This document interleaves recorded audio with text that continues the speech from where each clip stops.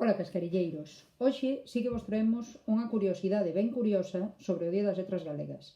Non sei se sabedes que no ano 2002 o escritor Manuel Rivas, apoiado e acompañado polo inclasificable Xurxo Souto, showman, cantante e orgulloso veciño de todos os cascarilleiros, presentaron ante a Real Academia Galega unha iniciativa para que se dedicara ao Día das Letras Galegas a Pucho Boedo e a Ostamara.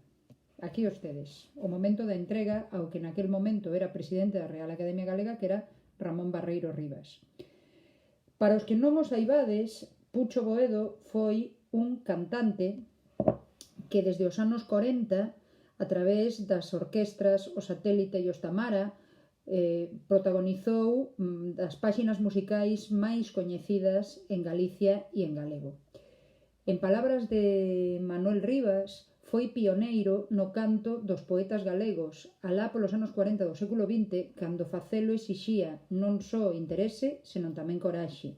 Tamén di Rivas na súa presentación que Pucho Boedo cantou en orquestras nos palcos de cidades e aldeas, Cabo do Mar ou Terra Adentro, en Europa e América, a Rosalía de Castro, a Francisco Añón, a Curros ou a Celso Emilio. Fixo deses poemas himnos populares, tivo coraxe, tivo amor e tivo sentido da beleza.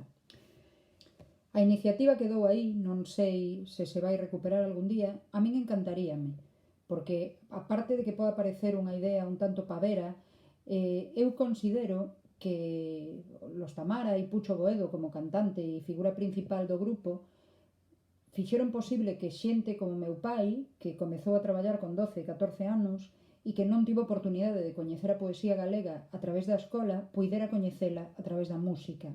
Non me diredes que o de hoxe non foi ben curioso. Para os que non coñecedes Ostamara, poñémosvos un par de enlaces na descripción do vídeo para que poidades escoitar algún poema galego cantado por eles. Non é música moderna, pero no seu momento eran moi yeyes.